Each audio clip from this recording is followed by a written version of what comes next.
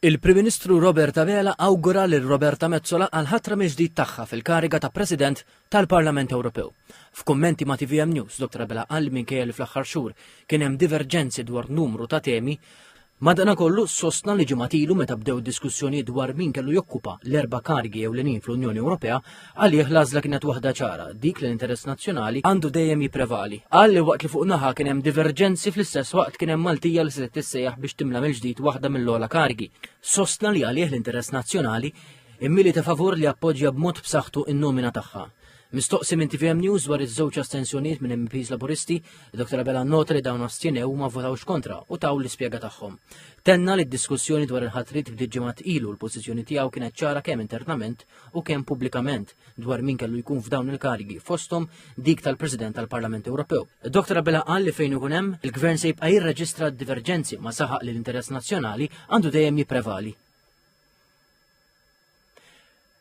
Fl-ewwel reazzjoni tiegħu il-kap tal-Oppożizzjoni u tal-Partit Nazzjonalista fisser dan ir-riżultat bħala vot ta' fiduċja b'saħħtu għal ħidmet il-President tal-Parlament Ewropew Roberta Metsola.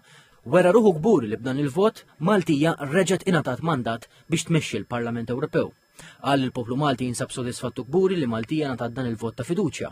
F'intervent fuq Net Television il-Kap Nazzjonalista qal li realtà inkwetanti li l-Prim Ministru għamel kampanja elettorali attakka u jivvinta fuq Metsola iżda wara l-elezzjoni qal li se jappoġġja l-kandidatura tagħha. Irrimarka li fil-vot tal-lum tnejn mit-tliet MPs tal-Partit Laburista ma vvotawx favur il-kandidatura Metsola. Bil-Kap Nazzjonalista jgħid li dan nixet il-ġid intern tal-Partit Laburista bosta fazzjonijiet differenti. Qal illi jinkwieta għaliex skontu l-problemi interni fih dan il-Partit Laburista qed jaffettwaw il-Gvern u anke l-Fora Ewropea.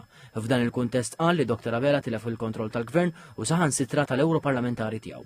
Wieħed li l-Europarlamentari tal-Partit Nazzjonalista se jaħdmu għal ġid ta' Malta fil-livell ta' kwalità tal-ħajja, l-ambjent, l-għoli tal-ħajja, fondi għat trasport alternattiv u t-tisħiħ tawdex. U f'kitba fuq il-mezzi soċjali, il-President ta' Malta Miriam Spiteri de Bono awgurat li l-President tal-Parlament Ewropew għat-tieni mandat konsekuttiv tagħha. Anke il-Ministru għall-Affarijiet Barranin u Ewropej Ian Borg feraħ li l-Metsola għal-konferma mill-ġdid tagħha bħala President tal-Parlament Ewropew għal sentejn u nofs oħra.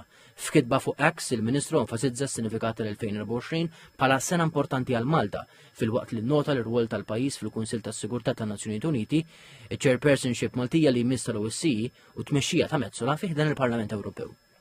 F'aktar reazzjonijiet l-Speaker tal-Kamra tad-Deputati, Angelo Farrugia, innota bi pjaċir l-elezzjoni għal terminu ieħor tal-Membru Parlamentari Ewropew Roberta Metsola bħala l-President tal-Parlament Ewropew. F'istqarrija qal li din hija kariga prestiġjuża għal membru Malti.